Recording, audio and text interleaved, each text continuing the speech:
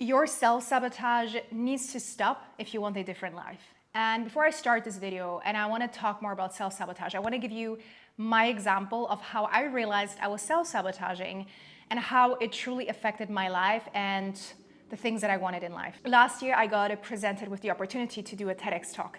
And my TEDx talk dream was on my vision board for many years. So when I got it, it kind of felt unreal. I spoke to many people that have done a TEDx talk before, and many of them told me that they started preparing months and months and months in advance. I started to feel this pressure of, oh my God, this needs to be great, this needs to be perfect, make sure you prepare as much as possible, make sure this is going to be the best talk you've ever done. All of these things that I started to feel and fear. Long story short, the months were passing by, and every time I tried to sit down and write something, nothing was coming through. Even though I knew exactly what I wanted to talk about, it still didn't feel like whatever I was putting down on paper was good enough. As the months were passing by, I kept feeling more pressure. I started talking to my mentor about the situation that I was in. And as I was talking to him, I realized that deep within, I actually did not believe that I was meant to do this talk.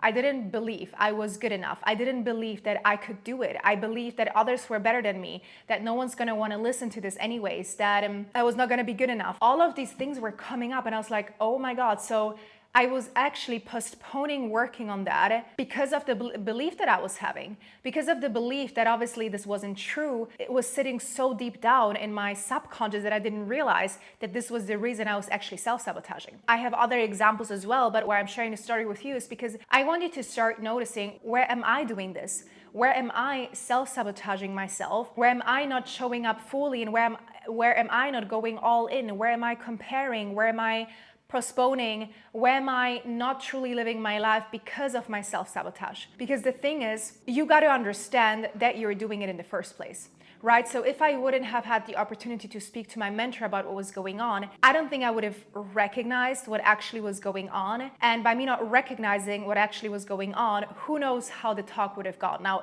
it went really, really well, and I'm very proud of the talk. But I think if I wouldn't have recognized this belief in the first place, I would have stood on stage with that belief, and I would have probably, even on stage, self-sabotaged my results. We oftentimes don't realize that self-sabotage is one thing, but if you think about why you're doing it, is, something happened in the past that made you believe something about yourself. An experience that you've had, something that someone might have said to you, have made you believe things about who you are today, and those things are playing randomly in your subconscious, and they're playing out in your life, holding you away, keeping you away from actually living the life that you truly desire. Because I know you're watching this because you want an amazing life, an extraordinary life, but right now you're not living it because you might be taking actions, or you might not be taking actions. You might be taking actions that are self-sabotaging you and your results. You might not be taking action, like in my case, because I was frozen in inaction because of certain beliefs. So the first step is practicing that awareness, is actually realizing, when are you doing this? Why are you doing this? Where is this coming up? Where is this showing up in your life? Even things like dieting, like so many people don't realize they're self-sabotaging their diets or their health because of some deep ingrained beliefs. And they believe they just need a better diet. They believe they just need another health coach. They just need another fitness routine. And that in most cases is not true. It's actually their mindset, it's actually their beliefs that they have to look at. And so the way that you heal your self-sabotage is by you looking at your beliefs, by you doing the trauma work, by you doing the identity work, by you really looking at the full picture.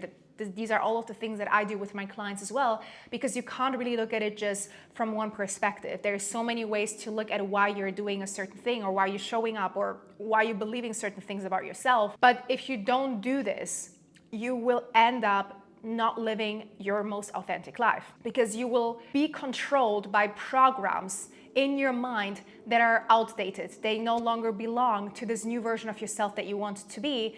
But you might be asking yourself, why have I wanted something for so long, and why is it still not showing up? Because those programs are running in your mind And unless we don't reprogram those or let them go, you will keep living your life based on those programs. This is really the core of this video, and I hope it really helps you, because once you allow yourself to create that space to even reflect on yourself. Most people are living life on autopilot. They're going day by day, doing all the habits, doing everything how they've always done it. And they ask themselves, why is my life not changing? Because you can't keep doing the same thing over and over again and hoping for things to change. You got to start doing things differently. You got to start taking different action, meeting different people, going to different places, becoming someone else who does different things. And so you got to stop living life on autopilot and recognize when these patterns are showing up so you can break through them. Otherwise, you will find yourself in the same situation that you don't want to be in. I really, really hope you resonated with this, or it helped you or inspired you in some kind of way. Please let me know